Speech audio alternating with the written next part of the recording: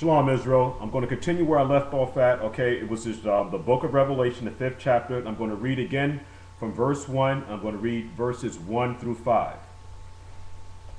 And I saw in the right hand of him that sat on the throne a book written within and on the backside, sealed with 7 seals. And I saw a strong angel proclaim with a loud voice, who is worthy to open the book? This is the question. Who is worthy to open the book and to loose the seals thereof? And no man in heaven, nor in earth, neither under the earth, was able to open the book, neither to look thereon. And I wept, which is I was John the Revelator, who sat on the island of Patmos. This is who this is now. And I wept much because no man was found worthy to open and to read the book, neither to look thereon. Now, I want to just put special emphasis on verse 5. There's a lot going on in 1 through 4, but I just want to stick to the topic here in showing that YAHUSHUA, okay, was a Hebrew. And one of the elders said unto me, weep not, behold, the Lion of the tribe of Yehudah, the root of Dawiyad, okay, have prevailed to open the book and to loose the 7 seals thereof. That is very, very important. I'm going to read it again.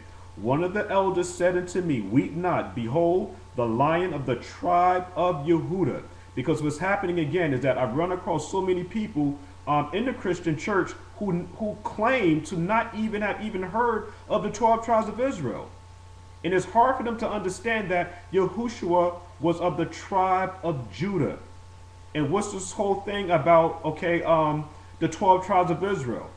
It is very, very important for us to understand this and read the Bible from a Hebraic perspective.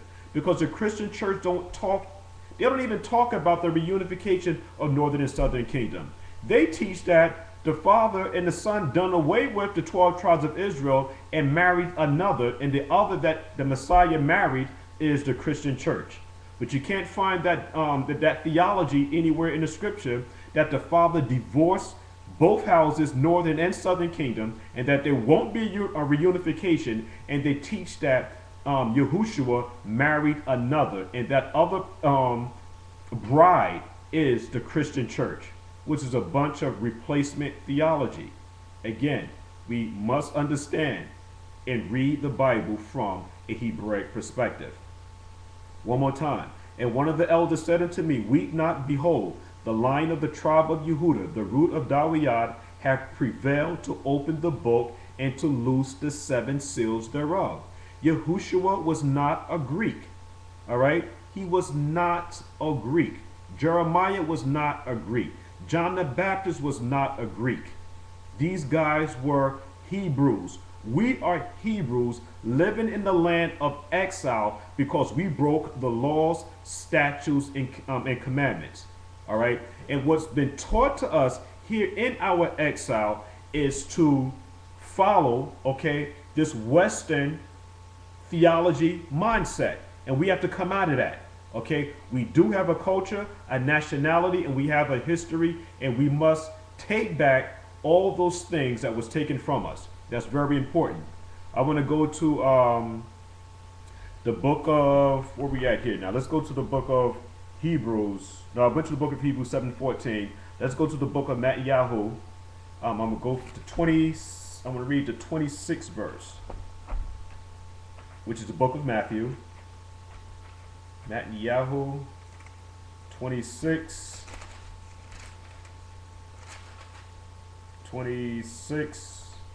I'm going to read let's see where we're going to do this at. 26 is very important. This has a different spin to it here. All right, I see what I did here. It says here, again, it says YAHUSHUA, which is the Messiah, said unto him. You're talking to Peter here, or Kepha. Yeshua or YAHUSHUA said unto him, verily, verily, I say unto thee, that this night before the cock crow thou shalt deny me 3 times. And Peter said unto him, though I should die with thee, yet will I not deny thee. Likewise also said all the disciples. Now, what's interesting that's going on in verse 34, The only way that we're going to be able to understand what's exactly going on in the book of Matthew, the book of Netanyahu, on the 26th chapter, 34th verse, okay? This is very important what I'm about to say here now, is that we have to understand culture.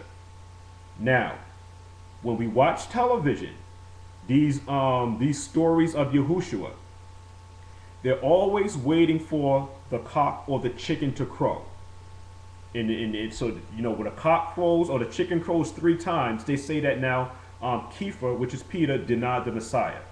But again, what's going on here now is that during this time, there's a very important Hebrew word called Hagevel, okay, which means the crier of the temple. What this individual would do now is that he would begin or start the temple service. And the Hebrew word is Hagevel. And what he would do now is make the announcement, okay, when the temple service was about to begin. So if we look at this from a literal perspective, waiting for a cock to crow, you're going to miss the point. This cock, waiting for this cock to crow, or this chicken to crow, this rooster, is actually now the crier of the city. And the word is Hagevel.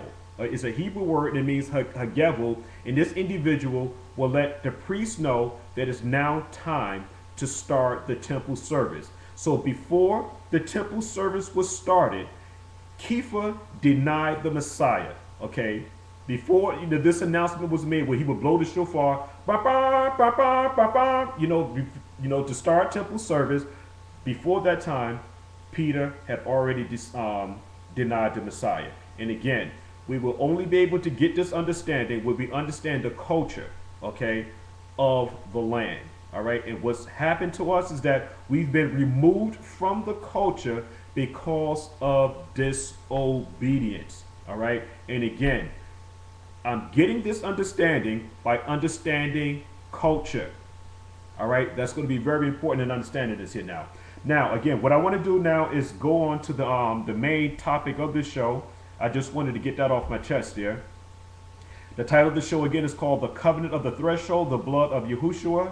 And my first scripture that I'm going to be going to is the book of Jeremiah, or the book of Jeremiah, okay, set in tones. I'll put it that way.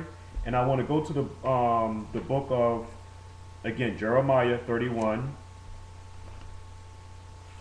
Jeremiah 31.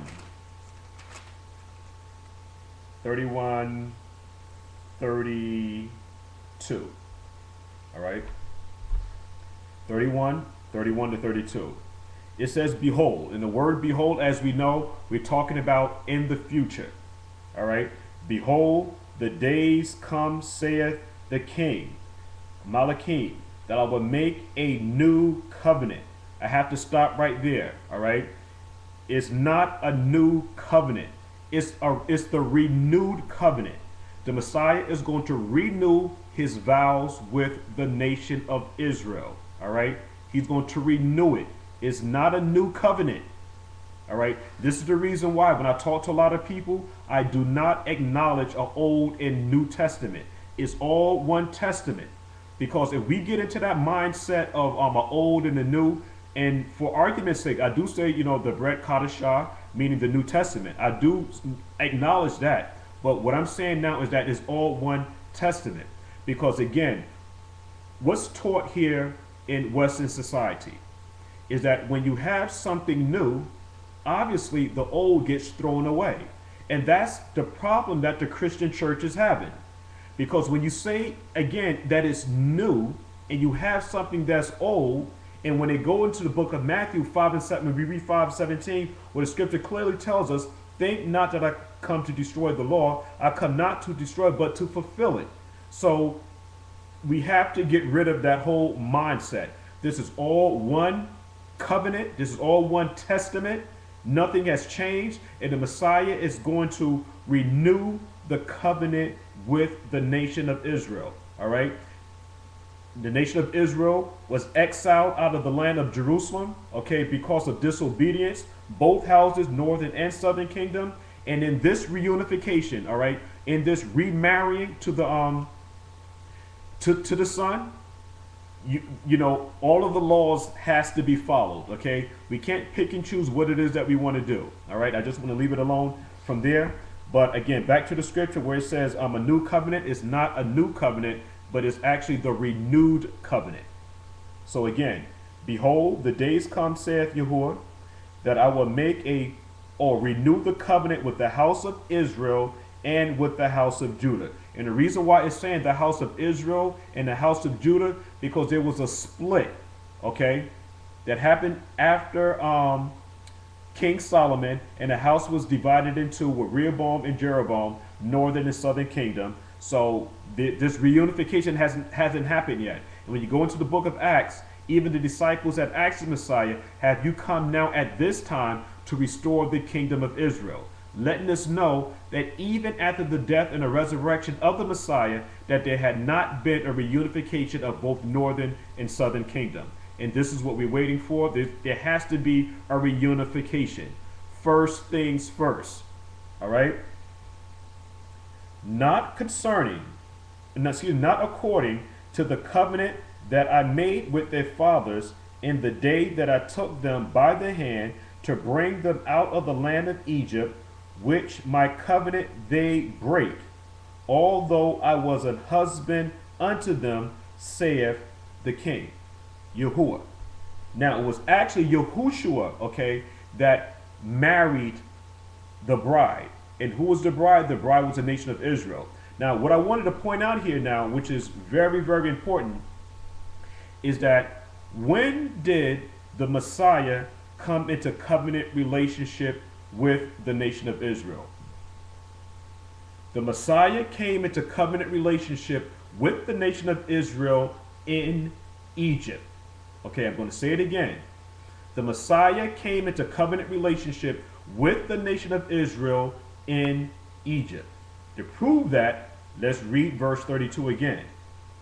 It says now, not according to the covenant that I made with their fathers in the day that I took them by the hand to bring them out of the land of Egypt, which my covenant they break. Okay, when he took them out of the land of Egypt, okay, that covenant they broke, although I was an husband. In order to be a husband, there has to be an act of intimacy. Okay, when did this act of being intimate happen between YAHUSHUA and the nation of Israel? And I'm saying that act of being intimate happened in Egypt when Israel was asked to put the blood on the doorpost. And the threshold is very important. That's the reason why the name of this show is called The Covenant of the Threshold. And so now when the blood is put over the doorpost and over the threshold, what's happening now is that now the Messiah is now crossing the threshold, because I know what's been taught from the Greco-Roman perspective that the death angels flew over the houses of those that had the blood over the doorpost, which is correct. I'm not arguing that point, but I'm looking at it now from a more of a Hebraic perspective. Whenever someone crosses the threshold, you're now in covenant relationship with the people that's in the house. So not looking at it where the Messiah is bypassing the houses that have the blood on the doorpost, what's actually happening now is that this is an intimate act that YAHUSHUA is having with the people that's in the house, because the blood represents the life. And what's happening now is that the Messiah is now crossing the threshold, okay, in this act of being intimate with the people that's in the house. And this is now how the man can now call the woman who he now crossed the threshold with or into. You're now in covenant relationship with that individual. Now, I'm not trying to be graphic or anything like this, but this is also done in the act when a man deals with a woman. Now, if there's anybody that has small children listening here, what I would just ask you to do, I'm going to keep this thing as clean as possible. I'm not trying to be vulgar or anything like that. Okay, but we understand, brothers and sisters, I apologize for this, but I'm going to have to stop here, and I'm going to continue on with the covenant of the threshold. With that, I say shalom.